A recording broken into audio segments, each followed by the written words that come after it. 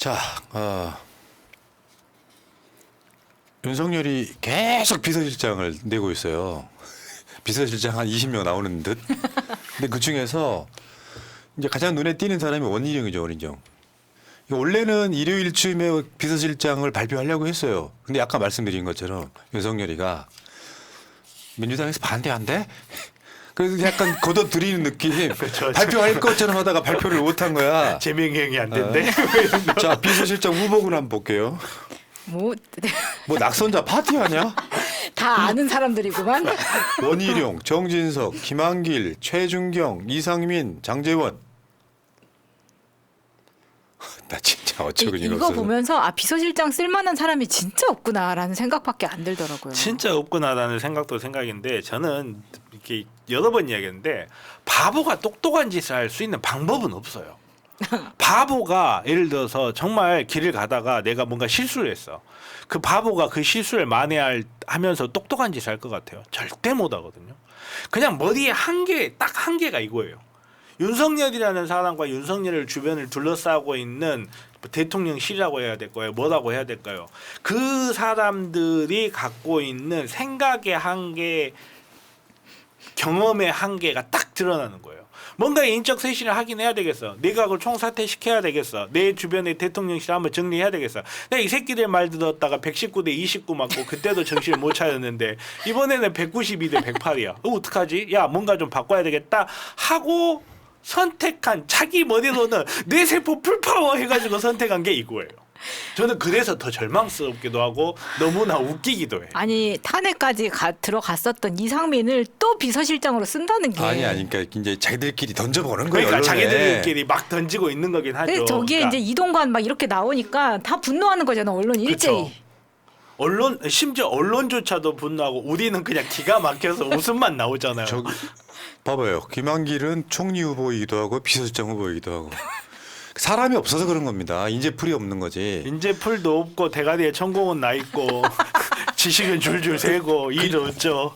그러니까 윤석열이라고 하는 사람이 사실상 임기가 끝나가는 느낌인데 누가 여기에 총리하겠다고 누가 비서실장 하겠다고 나서겠냐. 그러니까 자기 가까운 사람만 디밀 수밖에 없는데 일요일 날 발표를 하려고 했는데 반응이 안 좋으니까 슬며시 걷어들인 거죠.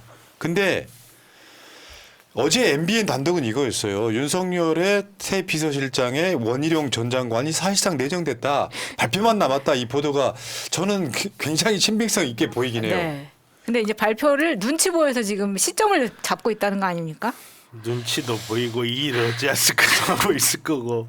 비서실장을 빨리 내정을 해야 발표를 해야 그 다음에 이제 총리가 들어가는데 이도저도 못 하고 있는. 아니 그럼 상황이죠. 이천수는 어떻게 하고 있을까요? 취임식 날 이천수 옆에 서 있나 안 서 있나 난 그게 더 궁금한데. 아니 윤석열 비서실장은 원희룡이 누구예요? 이재명 대표님 잡겠다고 개항에 나가가지고 선거운동을 한 게 아니고 어그로만 끌다가 이천수 불쌍한 이천수만 데리고 이리저리 왔다 갔다 하면서 자기 총선에 되는 게 문제가 아니고 이재명이 어떻게든 스크래치를 내겠다는 목표를 잡고 움직였던 사람이잖아요. 이 사람을 비서실장으로 꼽으면 이게 민주당의 정치적 메시지가 어떻게 들어갈까요? 극단적 대치를 원하는 걸로 보일까요? 협치를 원하는 걸로 보일까요? 지금 뭐 댓글창에서는 비서실장의 비서실장으로 이천수를 추대하는 분위기입니다. 지금 한 2달 동안 정말 단짝처럼 붙어 다녔었기 때문에. 그게 이제 이런 거예요. 윤석열이 집권하자마자 법무부 장관에 한동훈 내정한 거랑 똑같은 비슷한 맥락입니다. 거죠. 네. 그러니까 원희룡이가 뭐 기본적으로 좀 선거에 졌지만 좀 스마트하다거나 이미지가 유승민 정도만 돼도 아마 국민들은 받아들일 텐데 그냥 원희룡 구구인데다가요 양평고속도로 주범입니다. 그렇죠. 수사 받아야 될 놈을 비서실장에 내정하는 것 자체가 결국 태도군요. 태도. 그러니까 원희룡이로 하면 이게 여론의 역풍을 맞출 것 같으니까 슬쩍 걷어들이는데 MBN 통해서는 사실상 내정이라고 보도가 나와요. 그런데 총선은 폭망했단 말이죠. 그러면 전혀 다른 생각지도 못한 진짜 괜찮은 인사를 못 찾고 있는 거에 가깝다 지금 못 현실적으로. 찾고 있는 걸 수도 있고 당사자들이 안 하겠다고 하는 걸 수도 있고. 근데 선거에서 인선이라는 건 어마어마한 메시지거든요. 그 하나하나가.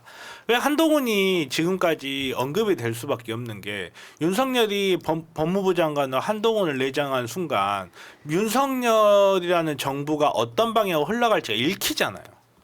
아, 지금까지 했던 것처럼 자기 부하들 내세워가지고 검찰 수사로 정치를 하겠구나 하는 게 읽히듯이 지금 이 타이밍에서 원희룡을 비서실장으로 내세우면 얘네들이 정신을 차리고 야당과 힘을 합쳐서 민생을 돌볼 의지는 시범 반푸러치도 없구나 하는 메시지가 강력하게 읽히잖아요. 내가 봤을 때는요. 윤석열 비서실장하고 총리를 겸직했으면 좋겠어.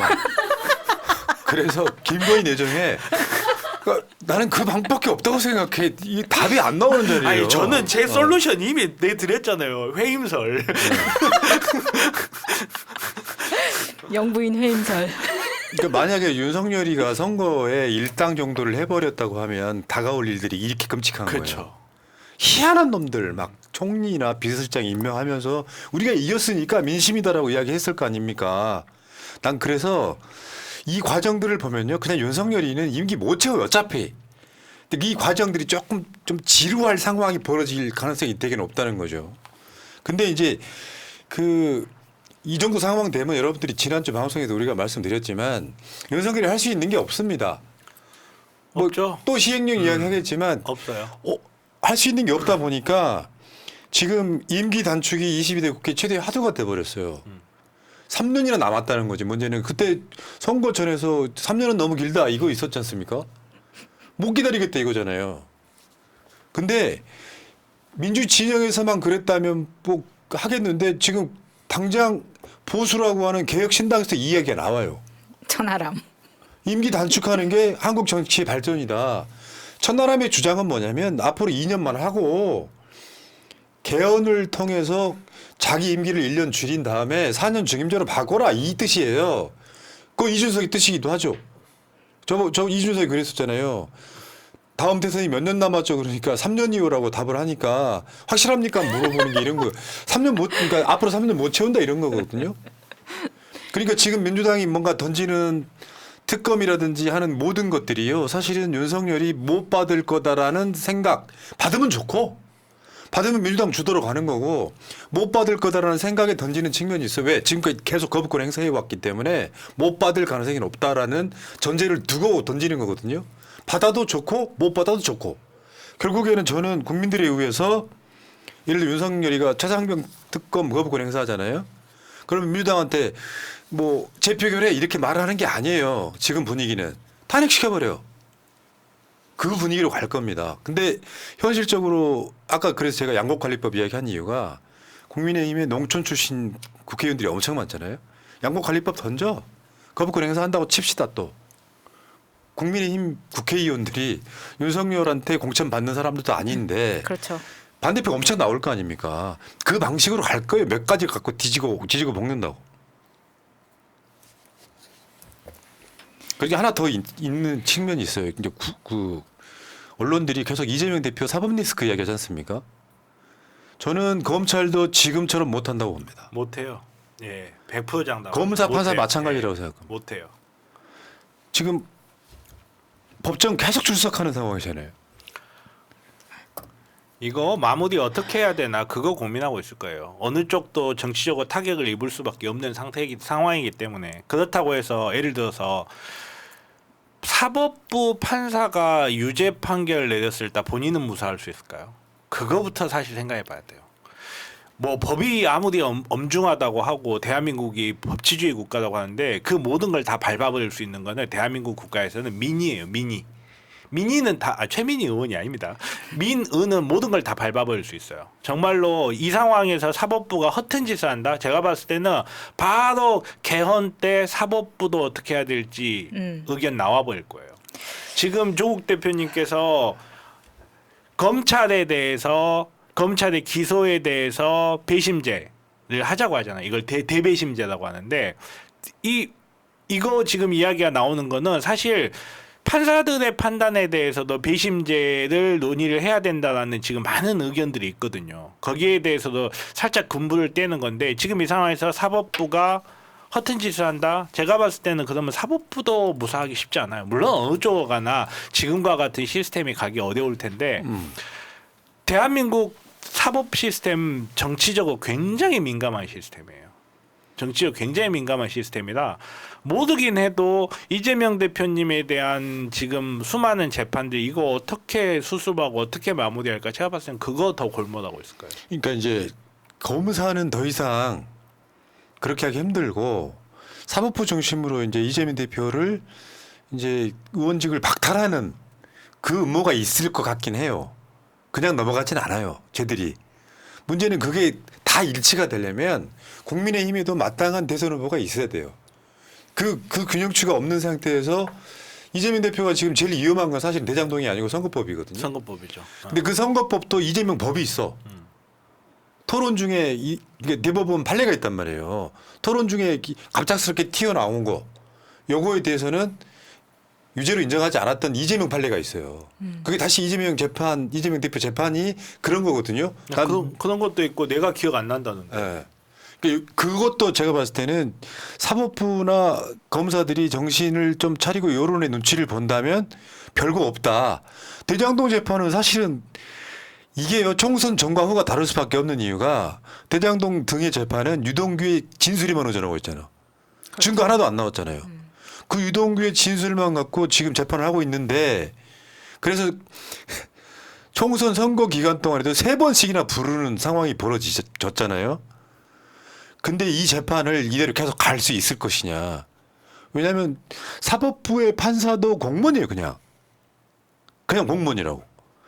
이자가 뭔가 보수의 어떤 그 뭔가 이렇게 가스라이팅이 된 나는 판사일 가능성이 되게 높다고 생각해요. 그럴 가능성이 높죠.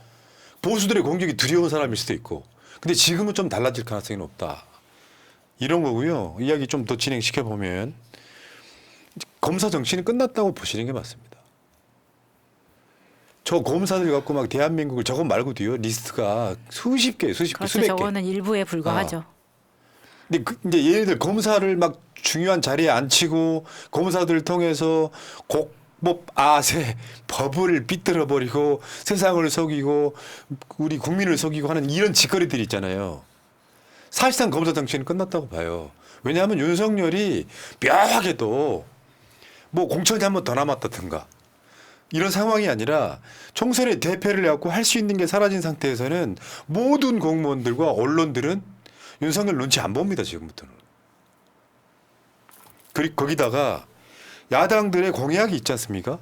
민주당 수사 기소권 완전 분리. 검사들이 이상한 짓 해. 그럼 민주당 입장에서 저걸 더 빨리 진행시킬 거 아니에요. 조국혁신당 기소청 신설 공수처 강화 등 이것도 마찬가지입니다. 기소청을 신설한다는 건 검찰한테 수사권 완전히 뺏겼다는 그렇죠. 거예요. 검찰을 없애겠다는 거죠. 사실상 기소청이 신설이란 말은. 그나마 새로운 미래 저것들 진짜 전과 내후 형사처벌하겠다 정도고 진보당 검찰청 해체 검사장 직선제 검사장 직선제 마음에 드네요. 새진보연합 검사 영장 청구권 보장 조항 개헌 그러니까 이 상태로 갈 가능성이 높죠. 그러니까 지금 얼마나 검찰 정국이면은 각 당에서 전부 다 검찰권 축소에 대한 공약이 나오겠습니까? 이 정도 됐으면 사실 그 조국 대표가 총선 개표 끝나자마자 검찰청 대검 앞에서 했던 그 기자회견이 메시지가 굉장히 강렬하고 정확했다고 봅니다. 왜 검찰 내부에서는 찍소리도 안 하고 있느냐? 이거 이렇게 반드시 검찰 정권에 대한 종식을 해야 된다라는 게 보고 있는 지지자들한테는 사이다를 주는 거죠. 근데 그런 측면에다가 하나 더 있습니다. 앞으로 민주당 국회의원들 당선자들이 잘해야 돼요. 내가 주말에 줌 토론을 한번 들어가서 봤거든요.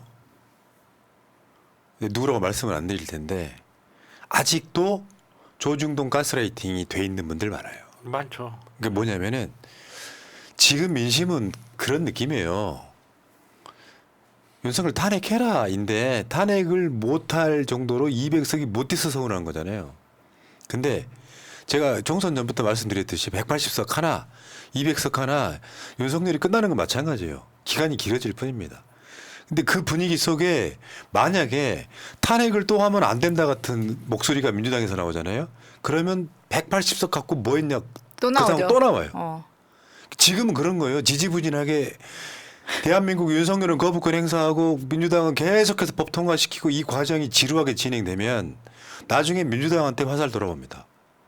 그래서 민주당 자체가 탄핵이라는 말을 꺼내지는 않더라도 아까 말씀드린 것처럼 양곡관리법이든 뭐든 민주당이 할 수 있는 모든 것들은 다 해놓고 국민들로부터 탄핵시켜버려. 그때 국민의힘에서 8석만 배신하면 되는 그 분위기로 가거나 헌법재판소 리스크가 있다고 생각하면 개헌 분위기로 가는 것도 나쁘지 않다. 그러니까요. 그러라고 180석 만들어 주는 건데 벌써 협치하자는 이야기를 하는 사람들이 생겨나니까 지금 열받는 거예요. 지금은 협치를 이야기할 때가 아닙니다. 협치를 말하는 자 범인이 될 수 있어요. 네. 그거는 대통령이라고 하는 그 절대 권한을 그냥 인정해주고 있을 뿐인 거지. 사실은 윤석열은 대통령이 아닌 상태예요 지금. 그건 아셔야 되고요. 일단 여기까지. 권오규님, 총선으로 70% 정도 살맛이 났네요. 이제 윤석열이 끌려 내려오는 그날이 오면 100%의 힘으로 살아갈 수 있겠습니다. 새날은 민주지인보 진영의 대동맥입니다. 심장인 이재명 대표님으로의 힘찬 혈액 공급을 위해 계속 화이팅 해주세요. 비유 죽이시네 아주. 오규 형님, 저도 보이지 않는 곳에서 열심히 뛰겠습니다. 감사합니다. 이선호님, 200석 못한 안타까움에 아직도 마음이 시린데 총선의 승리로 긴장감을 놓고 우리끼리 분열하지 맙시다. 우리는 아직 지켜내야 되고 밝혀내야 될 것들이 너무나 많습니다. 세월호 아이들이랑 이태원 청년들이 맘 편히 웃으며 하늘에서 우리를 볼 수 있도록 힘냅시다. 오키님 감사드리고요. 감사합니다. 조규덕님, 프라 형님 총선 끝나고 친구들과 한잔하면서 나온 이야기인데 이재명 대표님께서 100만 원 이상 벌금 나오면 지금의 의원직을 비롯해 5년간 아무것도 못한다고 하는데 맞는 이야기인가요? 저는 이재명 대통령의 나라에 살고 싶습니다. 아까 제가 이야기해드렸고요. 구자 형님, 민주당이 살아나려면 검찰 개혁뿐만 아니고 언론 개혁도 확실히 해야 합니다. 협치하면 안 됩니다. 그러니까 협치라는 말이 벌써 나온다는 것은 뭐냐면 아직도 민주당의 일부 국회의원들은 정신 못 차렸던 뜻이에요. 물론 이런 거 있어. 테도로스 협치는 중요합니다. 여론에 간보는 거죠. 근데 총선은 제가 그런 생각이 총선은 그 진영의 결집이라고 말씀드렸잖아요. 이런 측면에서는 그 총선민이 그게 51대 49라고 할지라도 민주당이 이긴 건 이긴 거잖아요. 그 엄연한 법인 거고 저쪽은 계속해서 윤석열 지지율, 국민의힘 지지율이 빠질 거예요. 그러니까 지금 민주당한테 오는 기회는 앞으로 1년간 있는 거예요. 1년간. 그리고 가장 그 권력이 서슬퍼럴 때는 지금이에요. 대통령이 당선자 시절에 권력이 이제 세서 고속도로 정점 바꾸는 것처럼. 이거 굉장히 중요한데 민주당의 메시지가 협치 같은 거 하자, 윤석열 임기 보장하자 이 메시지 나오면 안 되는 거예요. 절대 안 됩니다. 진짜 말만 들어도 뒷목 잡겠네요. 지금. 예. 여기까지 하시겠습니다.